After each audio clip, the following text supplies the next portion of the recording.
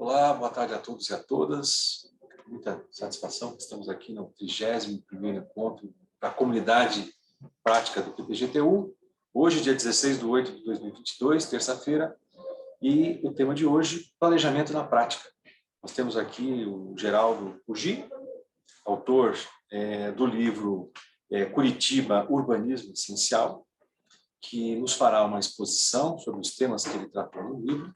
E após essa apresentação das suas ideias do livro, faremos um pequeno debate, algumas perguntas relacionadas à questão do planejamento urbano. Meu nome é Jean Carlos Alberini, também sou aqui doutorando do PPGTU. Então, a grande honra, acho que podemos começar, né, Geraldo? Sim. Muito obrigado. Eu quero começar agradecendo a Ana, que ajudou a definir esse formato, e ao Jean, que se ofereceu para conduzir o debate.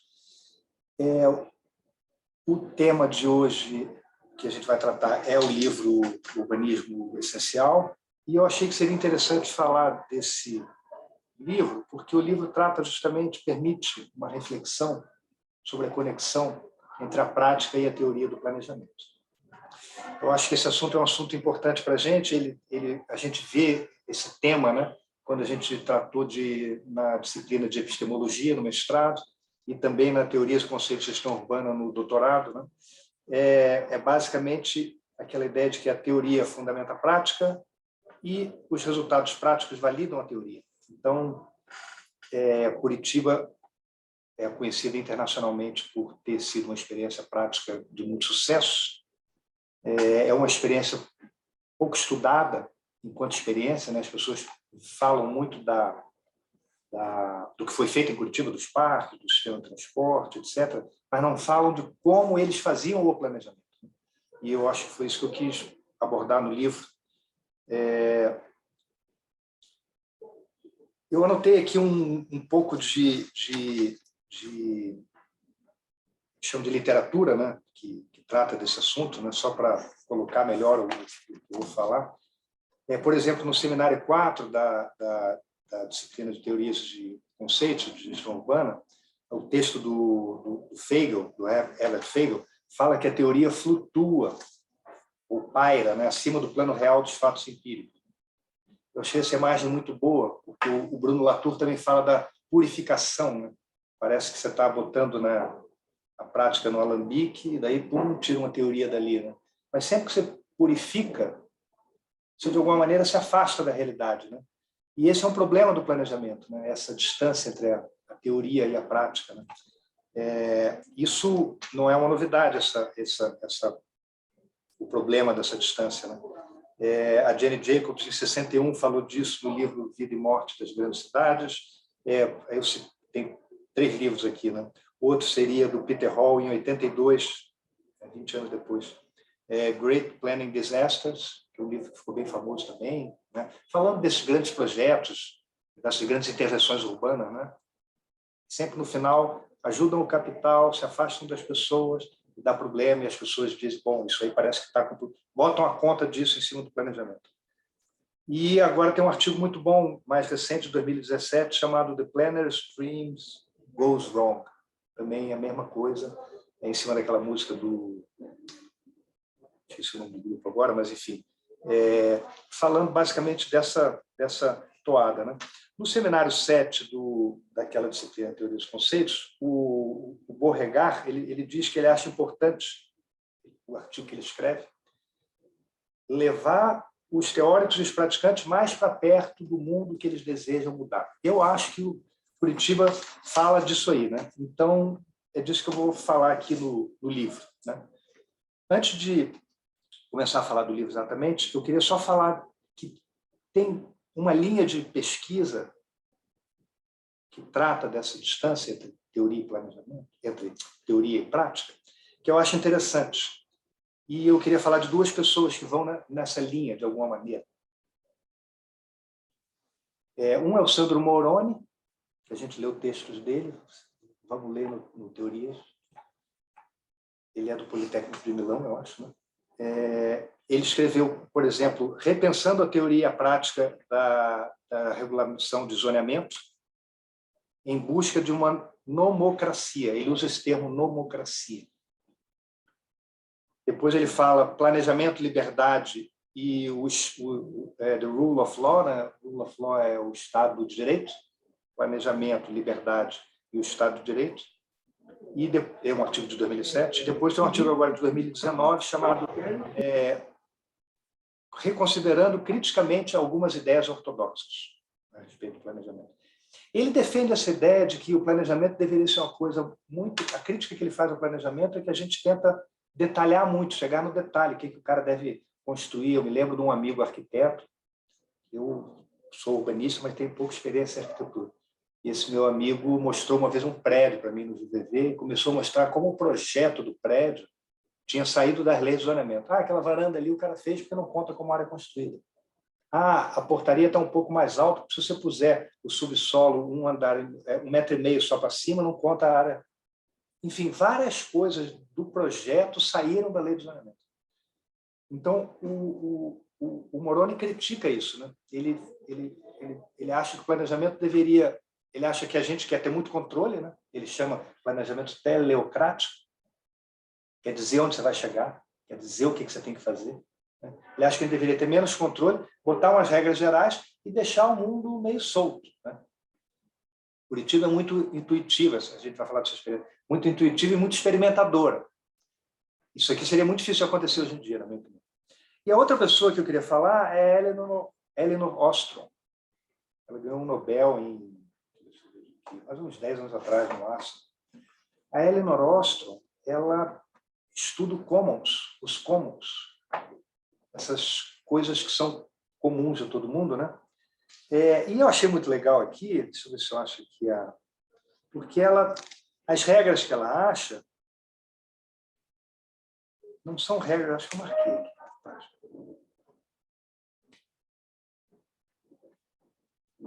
Não são regras. Aqui, ó. Ela diz que todos os commons têm regras de operação, mas cada um tem a sua regra. Então, ela só diz que é importante que haja uma regra, mas ela não diz que regra é essa. Então, ela é muito ligada ao território. Ela acredita... estão aqui as regras, exatamente. The Design Principles, ela chama. São 7 regras. A primeira é ter um boundary, né, o limite do que é o commons. Aí a segunda é... Eu não vou ler a regra porque é muito detalhada. Ela vai falar de regras de apropriação, regras de utilização, de manutenção, etc. Mas o que ela diz é o seguinte, então ela lista as regras todas, mas ela não diz quais são as regras.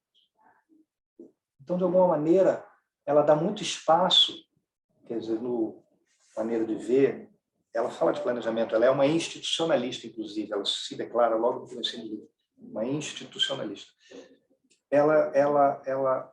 Então, ela dá muito espaço para que o caso local estabeleça suas próprias regras, né? Bom, dito isso, eu queria, então, entrar aqui na questão do livro, né? Bom, a primeira coisa que eu quero dizer é que, é claro que na maneira de organizar o livro, alguma teoria eu estou fazendo sobre essa experiência prática de Curitiba. A teoria que eu pensei em usar foi uma teoria que partiu do próprio Jaime Lerner, que ele sempre dizia, perguntavam para ele, né, como faz para modificar uma cidade? Ele sempre dizia, vontade política, visão solidária, visão estratégica. Falava dessas 3 coisas. Vontade política, visão solidária, visão estratégica. Eu parti dessas 3 coisas. Achei, né? Que ele dizia, vamos seguir, né, a maneira dele de pensar. E no final senti necessidade de acrescentar uma 4ª coisa, chama praxis curitibana, que de alguma maneira faz voltar para a vontade política. Eu acho que isso aqui não é bem uma teoria, mas é um ciclo, né?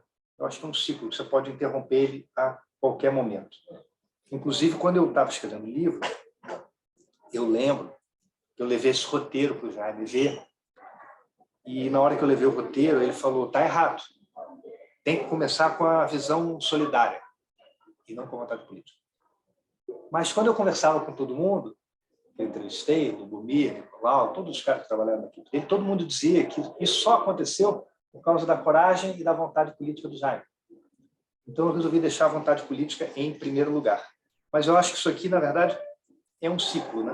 É um ciclo. Eu não sei até que ponto quem está ouvindo isso, né, está familiarizado com a história de Curitiba, eu não quero, enfim, repassar ela aqui agora. No livro tem 2 capítulos falando sobre isso, são os 2 primeiros capítulos, mas eu só queria dizer que a grande experiência de Curitiba, que é basicamente o núcleo do que a gente vai tratar aqui, é a da primeira gestão, né? Quer dizer, o grupo de Curitiba, que eu chamei de grupo de Curitiba, teve 7 gestões diante da prefeitura, né? Teve a primeira gestão do Jaime Lerner, em 71, depois o do Sol Raiz, depois do Jaime Lerner de novo. Aí teve um pequeno intervalo, que o PMDB fez 2 prefeitos, o Maurício Flute e o Roberto Requião, e depois teve o Jaime Lerner de novo, o Rafael Greca, o Cássio e o Cássio. Sem dúvida que o primeiro ciclo é o ciclo que tem mais a ver com isso aqui que a gente vai dizer, e especificamente a primeira gestão foi que fez Curitiba ficar famosa a ponto de, ao final da primeira gestão, Jaime Lerner foi convidado para dar aula em Berkeley, assim, meio que diretamente, né? Bom, então vou começar falando de vontade política. Eu acho que essa dimensão política já é uma coisa que costuma estar fora das teorias do planejamento. A gente, em geral, tenta ser no planejamento técnico e afasta a política do planejamento. Não, eu vou ver o que precisa ser feito e vou decidir o que vai ser feito. Enquanto a vontade política imediatamente abre uma porta para que as pessoas venham interagir, dizer, etc. Né? Mas, mais que tudo, eu acho que é importante falar aqui que a vontade política envolve um risco, né? Eu acho que no planejamento urbano isso é ainda mais forte do que no planejamento empresarial, no planejamento, enfim, comercial. O planejamento urbano lida com as cidades, né? Mas no planejamento, de uma maneira geral, fazer as coisas sempre implica em risco. Então, é muito comum as pessoas inventarem desculpas, né, para não ter que decidir, né? Então, tenta coisas técnicas e fica empurrando a decisão, né?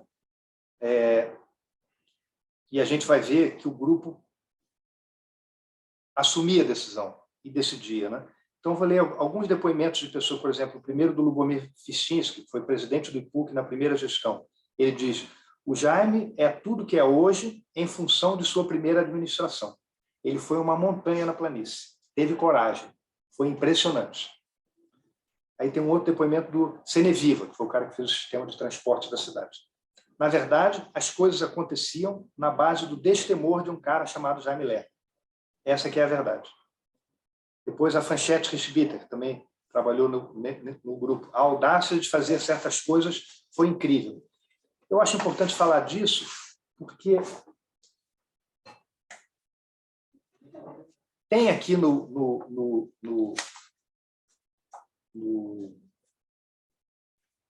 deixa eu pegar aqui.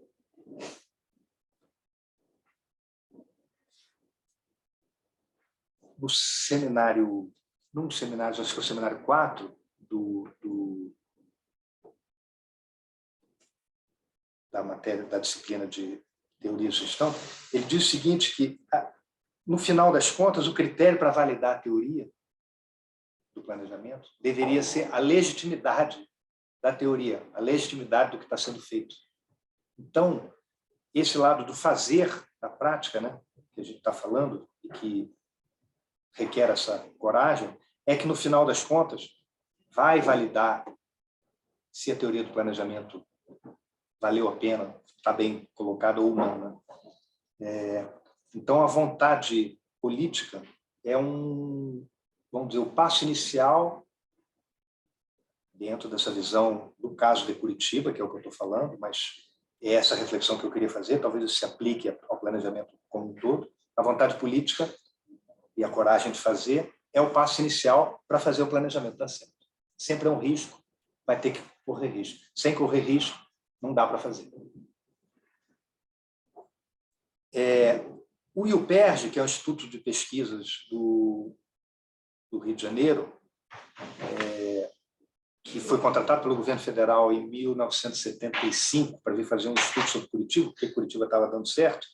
O relatório deles é muito legal, nunca foi publicado, mas está lá no IPUC, tem uma cópia. Ele diz lá que a diferença de Curitiba para as outras cidades não é a técnica do planejamento, A técnica do planejamento, o relatório diz, é meio igual em todos os lugares, mas é a política do planejamento que é o fator mais relevante. Política do planejamento. Então, eu acho que a primeira parte seria essa, a dimensão política do planejamento. A necessidade de ter coragem, a necessidade de se envolver. Tem um depoimento aqui legal, que acho que vale a pena ler, que é do Oswaldo Navarro, que era um cara da segunda geração, que é um cara da segunda geração desse grupo. Ele era estagiário quando o grupo chegou na prefeitura. Ele, dando o depoimento dele numa entrevista comigo, né? Ele diz, tinha vontade política do prefeito, sim, mas tinha também um desejo político da equipe de fazer as coisas que haviam sido planejadas. Quando o Jaime virou prefeito, todo mundo se sentiu comprometido com fazer as coisas. A gente saía na rua e saía para fazer as coisas acontecerem. Quer dizer, na verdade, a vontade política da liderança acaba, de alguma maneira, contaminando o grupo todo, né? Então, essa seria a dimensão política. A segunda dimensão que eu acho importante chamar a atenção, né, que, seguindo aqui o roteiro do livro, é a visão solidária, né? Que é você ter a capacidade de olhar para a cidade e entender o que a cidade precisa. O grupo não fez isso conversando com as pessoas. Essa é uma crítica que se faz ao grupo, né? Eu até tenho um capítulo aqui chamado Participação Popular, onde eu falo especificamente dessa crítica, de falta de participação popular que teve, né? Levanta, inclusive, um ponto interessante que o Klaus Frey, que foi professor aqui do PPGTU, foi orientador do Mário Procopio, que é o meu orientador, levanta em alguns artigos que ele levanta esse ponto, que tem 2 lugares de participação popular no planejamento. Um é você chamar as pessoas para participarem antes de definir a ideia, consulta todo mundo, vê o que as pessoas querem, mas essa participação ela acaba nesse momento. Você consulta, as pessoas dizem o que elas querem, você agradece, elas vão embora, e a bola fica contigo, você vai fazer o planejamento daí para frente. Mas tem uma segunda participação popular, que é a participação na implantação do projeto, na operacionalização do projeto. Essa é uma participação de longo prazo. Essa participação o Grupo de Curitiba fez muito bem, pelo contrário. Eu diria que eles quase que servem como paradigma de exemplo disso, né? O programa Lixo que não é Lixo só funcionou porque 230 mil famílias curitibanas separavam o lixo em casa. Se as famílias não separassem o lixo, o programa não funcionaria. Então, é a população participando da implantação do programa, não obrigatoriamente na discussão do que deve ser feito, mas na implantação do programa. Então, são 2 momentos de participação diferentes, os 2 envolvem a participação popular, os 2 criam legitimidade. Eu acho que, eu falo isso aqui no livro, então, acho que a legitimidade do grupo se construiu mais por esse segundo processo de participação do que pelo primeiro, porque o primeiro, de fato, eles não tinham, né? Eles não consultavam as pessoas. Eles ouviam as pessoas, eles iam muito a campo, né? Eu vou falar disso mais na frente. Mas não tinha esquemas de consulta, audiência pública, não tinha nada disso. Tinha a visão solidária, né? E a visão solidária, nós que estudamos urbanismo, é tão difícil assim para a gente saber, né? Acho que qualquer de nós aqui, se a gente perguntar o que está faltando aí, a gente sabe que é emprego, habitação, educação, sistema de saúde, transporte, né? A gente sabe disso. Não é tão... Então, assim, não é que a visão solidária seja uma coisa que você não tem, que você precisa ir conversar com as pessoas para ter. Não, cada um de nós tem ela, né? Aí eu peguei algumas frases deles falando, né? Uma delas é essa, né? do Jaime Lerner, né? Em 71, no discurso de posse dele. Ele diz assim: a cidade é muito mais do que um modelo de planejamento. Ela é muito mais do que um instrumento de política econômica ou do que um núcleo de polarização social. A alma de uma cidade, a força vital que faz a cidade respirar, progredir e existir, reside em cada um dos seus cidadãos, em cada homem que nela aplica e nela esgota o sentido de sua vida. A cidade é o lugar onde a gente mora, né? Liberar o homem de jornadas escravizantes de locomoção, de trajetos longos e congestionados, e devolvê-lo ao convívio da família e da vizinhança, essa é uma das grandes missões do bom urbanismo. O Lubomir explica, né, que o grupo, na verdade, começou a se formar antes deles assumirem a prefeitura, em volta da ideia da mobilidade, desde o início. Né? Então, ele diz assim, a ideia se construiu em volta dos transportes, da mobilidade, e a partir da resistência contra o automóvel. Esse foi o nosso primeiro tema de discussão, o automóvel. Era isso que o grupo discutia. Aí tem um capítulo chamado A Busca da Felicidade, né, que eu peguei da Constituição Americana, da Declaração de Independência Americana, né, mas que eu acho que eles têm esse alinhamento, né, eles acreditam que os indivíduos podem se desenvolver. Né? Então, a pesquisa que tem no IPUC, feita em 1973, sobre, chama-se o Plano de Recreação. Plano de Recreação para a cidade. É uma coisa tão moderna, tão legal, tão contemporânea para hoje em dia. Eles fizeram uma pesquisa e descobriram que as pessoas ficavam em casa vendo TV, televisão. E aí não conversavam umas com as outras. E eles fizeram os parques. Para que eles fizeram os parques? Tem toda essa conversa, os parques foram feitos para não inundar os rios, para proteger, é verdade, isso também. Mas mais que tudo, os parques foram feitos para levar as pessoas a ficarem juntos umas com as outras. Você vai no Barigui, no domingo, é um exercício de urbanidade o tempo inteiro. É você correndo e mães com carrinho de bebê, você pedindo licença, cumprimentando e dando bom dia, e as pessoas interagindo umas com as outras, civilizadamente. Cidade é isso, né? Aprender a conviver uns com os outros. Né? A urbanidade vem daí. Né? Então, eles tinham muito essa preocupação, né? Por isso que eu botei esse capítulo, Busca da Felicidade. Né? E, finalmente, que eu acho que é a parte mais técnica, vamos dizer, disso aqui tudo, que era o que eu queria falar um pouquinho mais, é a questão do que ele chamou de visão estratégica, né? Que é o planejador ser capaz de ter a visão do todo sem ficar só correndo atrás daquilo que a cidade demanda. Né? Se for fazer, se já trabalhou no poder público também, a gente sabe, se for fazer só o que a população pede, é asfalto na cidade e acabou. O que você quer? Eu quero melhor asfalto aqui, melhor a calçada. Basicamente, então, tem que atender o que as pessoas querem, é claro, mas você tem que saber entender dentro da tua visão do todo, que você que está estudando a cidade atrás da prancheta, você que tem todos os dados, você que tem toda a visão, você que tem a visão sistêmica, essa é a tua função como planejador. Né? Então tem que saber, de alguma maneira, como é que chama? Equilibrar, temperar, né? Atender um lado e sem perder de vista o outro. Né? O prefeito fica muito só fazendo o que a população pede, só fazendo o que a população pede, só fazendo o que a população pede, acaba perdendo a visão do todo da cidade. Né? Então tem algumas frases aqui que falam disso. Né? Separar os problemas de um determinado grupo de pessoas em um determinado bairro dos problemas que afetam um grande número de pessoas, a cidade toda. É preciso um balanceamento. Isso é uma entrevista do Jaime no Estado de São Paulo. É preciso um balanceamento entre o esforço para atender as demandas cotidianas e um olhar atento sobre as questões essenciais que vão determinar o futuro da cidade. Tipo, a cidade industrial de Curitiba foi tão criticada quando foi feita e mudou, na verdade, todo o jeito da cidade. Né? A Conectora 5 também, né? Vazio, por que está fazendo? A área onde a cidade cresceu nos últimos 20, 30 anos. E a coisa mais legal, que eu acho que é quase que uma invenção do grupo,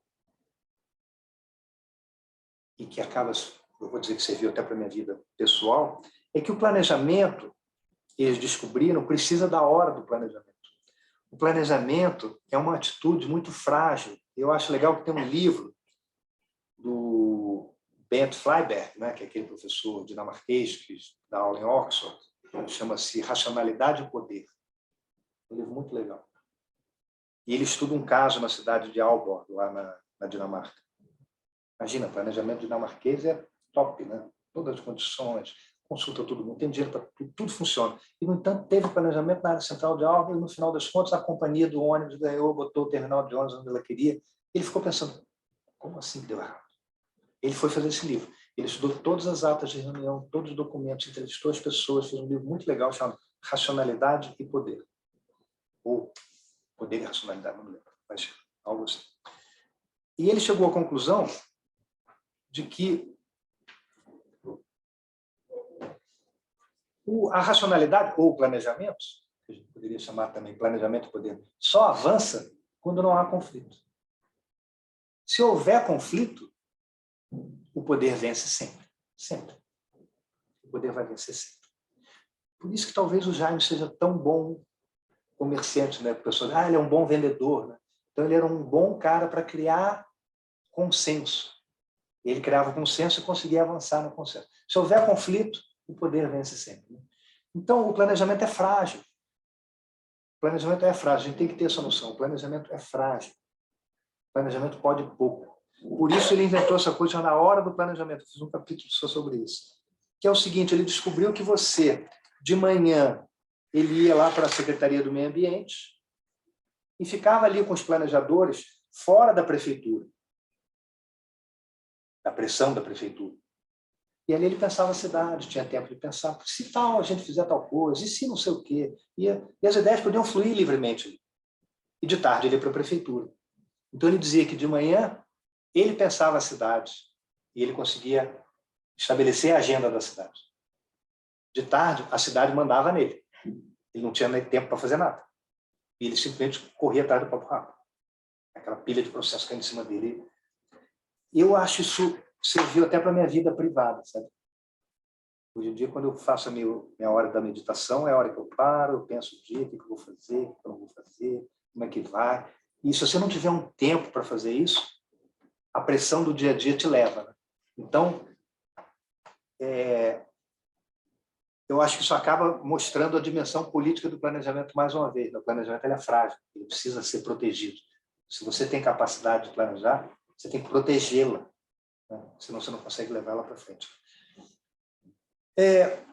Esse capítulo fala de outras coisas também. Tem uma parte que fala só sobre confiança e colaboração no grupo, que é justamente a hora que permite fazer isso. Nessa hora do planejamento, é preciso que todo mundo esteja muito despido, que a gente possa de fato falar, né? Que eu posso falar uma bobagem, você não vai pular no meu pescoço que eu falei uma bobagem, você sabe que a gente está só tendo ideias, tentando resolver um problema, eu só falei uma coisa tentando resolver o problema. O Ceneviva deu um depoimento para mim muito legal, eu perguntei como é que você selecionava as ideias, as melhores ideias.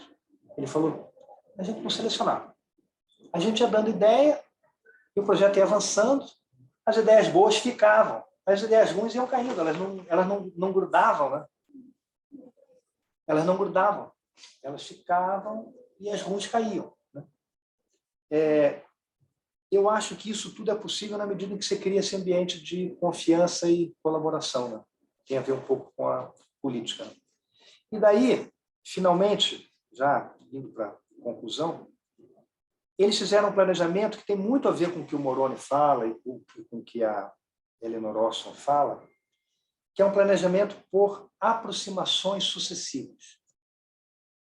Então, eles não tiveram a ambição, em nenhum momento, de resolver a solução final que vai resolver a cidade.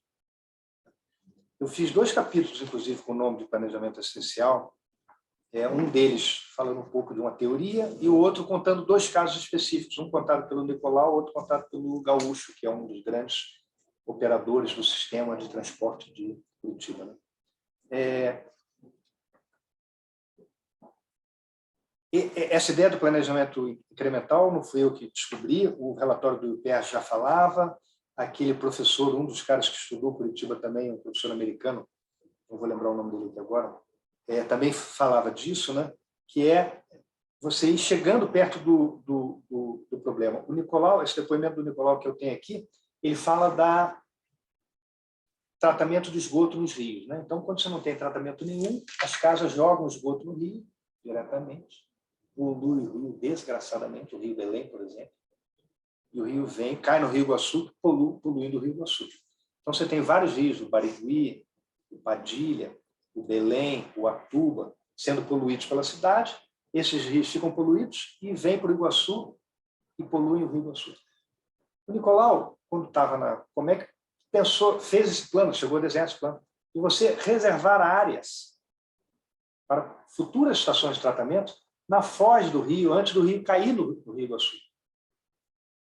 Enquanto você não tinha dinheiro para fazer a estação de tratamento, você poderia simplesmente fazer umas lagoas, onde a água entra ali dentro, você tira caixotes, pneu velho, coisas sujas, já tira com grades, já dá uma limpeza na água, a água decanta um pouquinho, na primeira, na segunda, na terceira lagoa, e vai para o Rio Iguaçu.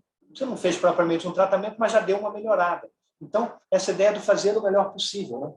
E depois no Belém foi feita a estação. E aos poucos isso acabou sendo feito, só que essas áreas não foram reservadas. Hoje em dia você tem que comprar áreas para poder fazer isso, né? Então a ideia de você fazer o melhor possível que dá para fazer com os seus recursos agora tem duas vantagens que foram muito importantes para o grupo. Uma é essa ideia da rapidez, da estratégia da rapidez. Que é como você está fazendo o que dá para fazer agora, dá para você começar já, porque todos os recursos estão na mão. Você não está indo para a solução final. Você está só fazendo o que dá para fazer. Então, pum, você já vai mostrar um resultado. Isso já melhora o teu prestígio político. Você já entregou um resultado. Em vez de ficar, sentar para trás e não, quando vier o R$1 bilhão que eu preciso para licitar a estação de tratamento, não sei o quê, daí eu vou fazer. E daí, se o dinheiro não vem, você tem a sua desculpa confortável, não me deram o dinheiro, a culpa não é minha. Eles, de alguma maneira, o grupo sempre escapou desse tipo de coisa, se propondo a fazer coisas do jeito que dava para fazer. Então, agora, para nós que fazemos planejamento técnico, né, que estamos aqui no doutorado, no mestrado, discutindo, fazer o que dá para fazer, às vezes pode parecer meio aproximações sucessivas, você não vai pensar a melhor solução, mas eu acho que é um pouco nessa linha que o Moroni e a Ostrom vão, sabe? Você pensar um planejamento que tem diretrizes gerais, a ideia, por exemplo, do Cabo Nicolau, limpar o Rio Iguaçu, ok, essa é a diretriz. Mas não quer dizer que você vai limpar ele já na primeira. Você vai limpando ele. E você sempre vai poder limpar. O ideal, um dia no futuro, você poder meter um copo no Iguaçu e Às vezes vai ser um dia lá na frente, no futuro. Né? Não quer dizer que no meio do caminho você não tem muita coisa. Sabe? Eu acho que essa também é uma lição muito importante de Curitiba. Né? Então, e eu acho que isso tudo faz voltar para a vontade política, né? É o fazer acontecer e aproximações sucessivas e, de alguma maneira, discutir, né, com os planejadores oficiais, né, que gostam da solução definitiva. Né? Eu lembro do caso incrível, né, do Cabo Frio. A gente estava fazendo um estudo para Cabo Frio. Cabo Frio tem um problema de esgoto grave, joga o esgoto na Lagoa de Alagoana. Jogava na época, não sei se é assim hoje. E eu estava com o Nicolau lá, na cidade, e aí me pediu para eu levar ele para ele ver onde é que era. A gente foi ver, era um tubo grande de esgoto, a cidade inteira, caindo na lagoa. Simples assim. E aí fica aquele lodo, né? Não fica líquido, né? Aquela matéria fica meio solidificada, uma sopa, né? Um creme, assim, né? Andando aquelas garças brancas andando por cima e aquela coisa cheirando mal. E o Nicolau teve uma ideia ótima. Ele falou, vamos fazer uma barragem aqui, ó, separar essa água suja da lagoa. Bom, já protegeu a lagoa. Uma barragem, protegeu a lagoa. Teve uma lagoa de degradação para o lado de cá, né? E deixou a lagoa limpa para o lado de lá. E como aqui venta muito, a gente bota uns cataventos aqui, como as salinas usam, para bater a água, melhorar o DBO. Já melhorou. Uma solução que dava para fazer por R$200 mil. Enquanto a Secretaria de Planejamento e tinha um projeto lá no Rio de Janeiro de contratar uma usina de tratamento de esgoto, caríssimo. E como é que você vai fazer uma solução de R$200 mil que eu tenho muito custo, né? Então, existe também essa resistência, né, das soluções simples. Né? Tem um capítulo aqui que fala só sobre a simplicidade. Né? Exige um pouco essa coragem política, né? De você fazer a solução simples, fazer o que é possível, mas fazer já, entregar um resultado já. Então, é isso. A reflexão que eu queria propor sobre Curitiba, e que eu acho que esse livro, de alguma maneira, traz, e que eu acho que é muito pertinente ao que a gente vê nas nossas disciplinas de planejamento, eu acho que Curitiba é um caso que aproxima a teoria dos planejamentos. Eles eram técnicos, pessoas muito preparadas, faziam contas, mediam passageiros. Eu fui contar passageiros no Rio de Janeiro, fazer carregamento da linha. Eles nunca abriram mão de conhecimento. Aliás, tem um capítulo aqui que eu leio, né, chamado Conhecimento e aprendizagem. Conhecimento e aprendizagem. Conhecer é muito importante. Justamente se aproximar da realidade que você quer mudar. Então, eles eram técnicos. Eles sabiam. Mas eles, ao mesmo tempo, operavam no que eu considero que talvez seja esse espaço aí que a gente fala aqui nesses textos que eu citei, entre a teoria e a prática do planejamento. Eu acho que estudar Curitiba pode, de alguma maneira, dar visões e inspirações para a gente de como fazer essa possibilidade. Era isso que eu queria falar. Agradeço muito a oportunidade de trazer aqui um livro para falar e espero que tenha sido bom para quem ouviu. Agora vamos passar a palavra para o Jean. Temos perguntas e comentários. Geraldo, a questão, né, essa questão do planejamento específico de Curitiba, né, também ocorreu numa época específica.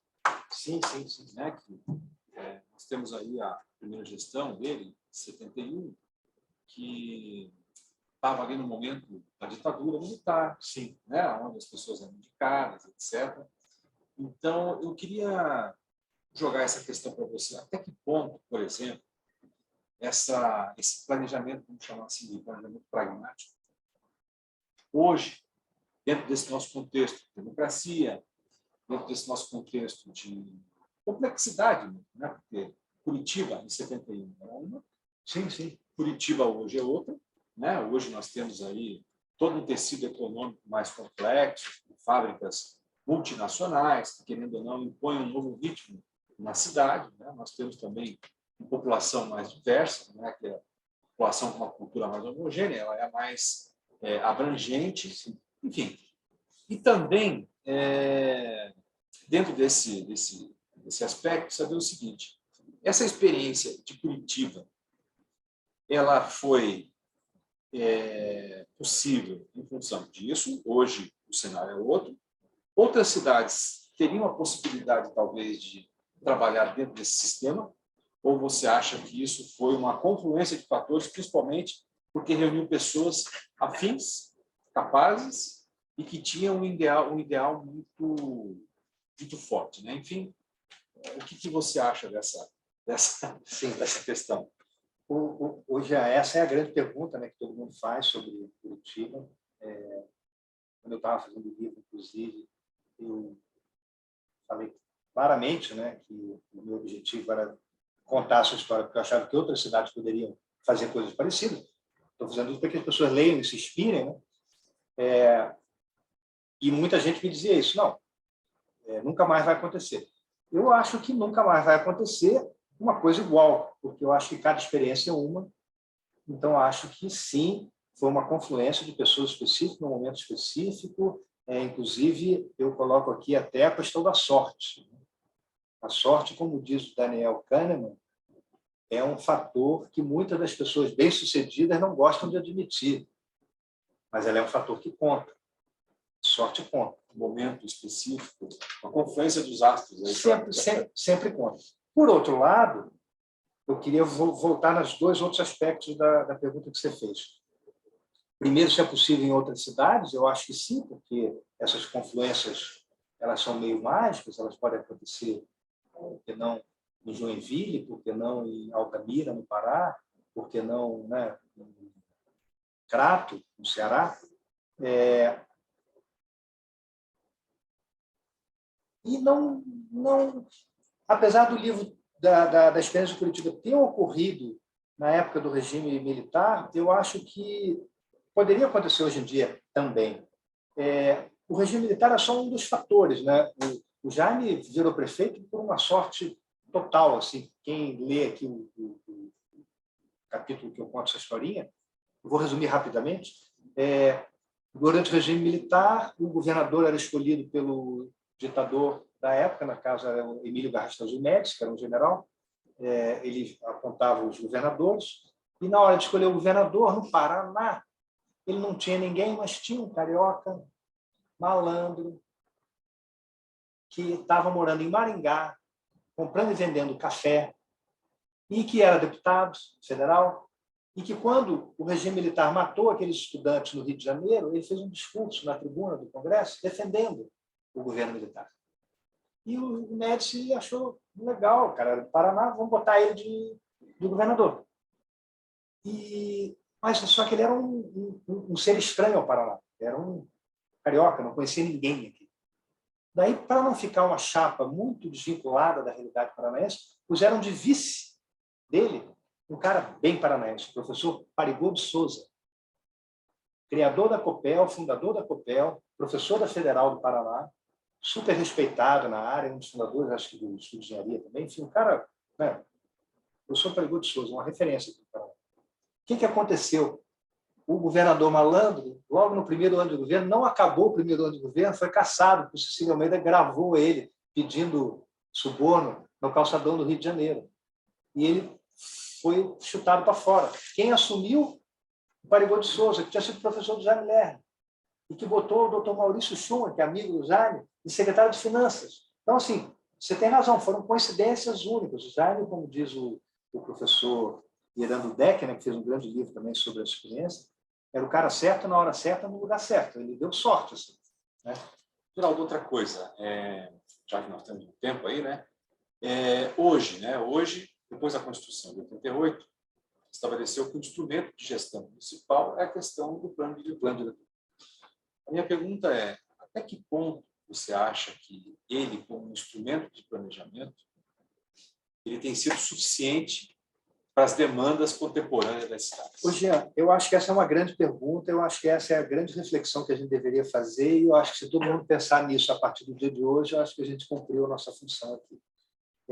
O plano diretor, a gente sabe, a gente fez isso aqui no PPGTU, né? Nós estamos num lugar que lida com isso, é uma coisa super criticada. Né? Eu não tenho, né? Eu tinha me afastado do urbanismo durante muito tempo, fui trabalhar no setor privado, com outras coisas, voltei agora, uns 5 anos atrás, e comecei a ler planos diretores novos e vi como eles eram diferentes dos planos diretores da minha época, quando eu fazia isso. E acabei descobrindo que, hoje em dia, inclusive, a prática do plano diretor é uma coisa que está muito relativizada. Em muitas cidades, hoje em dia, o plano diretor é só, de fato, uma linha geral muito grande, mas você não tenta fazer a cidade num grande desenho. Você deixa a cidade se resolver pedaço a pedaço e vai pensando ela território a território, né? Então, eu acho que o plano diretor definitivamente não serve, é um mau instrumento. Né? Eu acho que muitos dos problemas de Curitiba que nós estamos vendo, né, deixar a coisa na mão do zoneamento, do plano diretor, como se ele fosse resolver, não, eles não vão resolver. E não querer se interagir, porque, por outro lado, a vantagem do plano diretor é que ele é impessoal. Né? Você faz, se diz que ele está bem feito, e diz, eu fiz, agora os caras, se der errado, a culpa não é minha, eu fiz um bom... Não pode ter essa postura. A pessoa tem que querer se envolver. Né? E se envolver é um risco. Sempre. Sempre que você se envolve, estaremos correndo riscos. Sempre. Eu acho que essa é a grande pergunta que a gente tem que fazer. Eu acho que a gente tem que botar a mão na consciência e, apesar de estar previsto no Estatuto da Cidade, quer dizer, nós temos todo um arcabouço legal, né, que cria muitas leis, na minha opinião, não estão sendo capazes de resolver os problemas. A gente tinha que ser capaz de estudar o que o Sandro Moroni fala. Né? Pensar leis que criem espaço para, dentro delas, não está errado a gente discutir aqui alguma coisa nesse caso específico que nós queremos resolver. Que não tem mais nenhum outro na cidade. Mas o plano diretor, de alguma maneira, autorizar, nesse exemplo fictício que eu estou criando, que a gente bole uma solução só nesse caso. Né? Geraldo, para encerrar, você aborda no livro também a questão da gestão solidária. Uhum. A pergunta é, A visão solidária. Visão solidária. A pergunta é, você acredita que a população está preparada para escolher aquilo que realmente ela quer? Ou essa participação solidária é uma utopia no aspecto da gestão urbana que dificilmente a gente vai conseguir atingir objetivos? Essa é para fechar. Quero te agradecer as perguntas, porque essa pergunta é muito boa também. E eu tenho um exemplo bom para te falar disso. Eu me envolvo muito com movimentos ativistas, e uma vez eu estava numa discussão que a gente fez para discutir o zoneamento novo da cidade. Faz uns anos, já, uns 5 anos, quando trocou o zoneamento. E aí tinha uma discussão lá sobre zoneamento e tal. Olha, eu sou urbanista, né? Trabalho com isso. E se você perguntar para mim, você acha que o Batel deve ser ZR3 ou não? Eu não sei responder. Não é falta de preparo técnico. É uma pergunta genérica demais. Por outro lado, se você pegar um morador da rua Rockefeller, aqui, em Rebouças, e perguntar sobre a calçada da Rockefeller, ele está tecnicamente preparadíssimo para te responder como deveria ser as calçadas da Rua Rockefeller. Então, respondendo à tua pergunta, eu acho que quando a gente diz a população não está preparada, depende. Se for para discutir coisas altas lá em cima, nem eu me considero preparado. Um outro exemplo, me chamaram uma vez para discutir também o binário da Rua Camões. A prefeitura queria fazer, e vamos ser contra, não sei o quê. Eu falei, não, mas eu acho que o Inter 2 passa lá. É um binário importante se for isso. Aí a pessoa ficou meio na dúvida. Falei, vamos falar com o Senevivo. O Senevivo era vivo na época. Aí fomos falar. Aí entendemos que o Inter só usava 3 quadras, então o binário era para automóvel mesmo. Então, o que eu quero dizer é o seguinte, essas discussões sobre urbanismo, quando elas são muito altas, eu acho que até técnicos não estão prontos para responder. Quando você traz ela para a realidade prática, a tua quadra, se vai passar binário, se não vai, eu acho que você é o cara certo para responder. Você mora lá, você sabe responder. Muito bem. Tem uma pergunta aqui no chat. Carol Pucci, e como paralelizar o fato de que Curitiba, enquanto se pensava planejadamente nos 70, já estava inexoravelmente submetida ao processo metropolitano, que também possuía um PDI concomitante? Ou seja, nunca esteve sozinha em seu mundo pensando no IPUC, os vizinhos e os imigrantes chegavam em número expressivo? É uma pergunta do Fábio Xeri. Legal. Bom, obrigado, Fábio, pela pergunta. Eu acho que tem 2 coisas aí para se falar, né? Uma seria a função das cidades como centro de consumo no regime capitalista, na sociedade de consumo que a gente vive, e elas atraem gente para a cidade o tempo inteiro, isso não para. E, de alguma maneira, né, o planejamento deveria, em algum momento, abordar essa questão também, mas eu não quero nem ir para esse lugar. A outra questão é a questão do IPUC planejando uma cidade que tem 1,5 milhão de habitantes. Curitiba tem 3 milhões de habitantes hoje, né? Vamos dizer genericamente. O IPUC planeja 1,5 milhão, está aqui no meio, e tem mais 1,5 milhão de pessoas em volta que estão no PDI, como o Fábio lembra. Eu acho, né, Fábio, eu falei isso já até com o Gora, e o Lubomir defendia essa ideia, né? Que se a gente fosse reinventar o IPUC, que está precisando ser reinventado, o certo era reinventar um IPUC metropolitano. Eu acho que, de fato, hoje em dia, não faz sentido você ter um IPUC que tem toda essa capacidade de planejamento, planejando uma cidade de 1,5 milhão e deixando por fora uma cidade que não tenha, tirando São José dos Pinhais, Campo Largo, enfim, tem algumas cidades que têm capacidade de planejamento, mas a maioria das cidades não tem, né? Não tem nem equipe. Né? De fato, é muito precário. Né?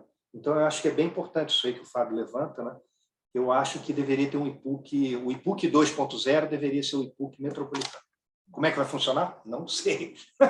Não sei, não tenho a solução. Eu acho que as prefeituras deveriam colaborar com técnicos, enfim, não sei como é que seria. Eu acho que tudo fica nesse espaço aqui que a gente está querendo falar entre a teoria e a prática, né? Como é que a gente articula essas coisas. Mas, sem dúvida, que eu considero que o IPUC deveria ser metropolitano. É isso, né? Acho que é isso, né? Então, acho que um brilhante debate, né? Que nós Muito obrigado. tivemos a oportunidade de ter o livro do Geraldo, certamente resgata uma história bastante interessante e a gênese do sucesso do planejamento urbano de Curitiba, né? Sim, exatamente. Que, na verdade, é uma referência para todos nós. Eu acho que a nossa missão hoje está cumprida, né? Agradecemos a participação de todos, agradecemos ao Geraldo. Muito obrigado. E até uma Até o próxima. próximo. No final, o Fábio comentou que o IPUC e o COMEC sempre concorreram e não colaboraram. É um pouco verdade isso. É um pouco verdade. Muita gente da COMEC se dá bem com o IPUC. Muita gente, mas nem todo mundo. A COMEC tem esse lado político de competição. É uma questão humana, né? Verdade humana. Muito obrigado. Tchau, tchau. Tchau, tchau. Tchau, tchau.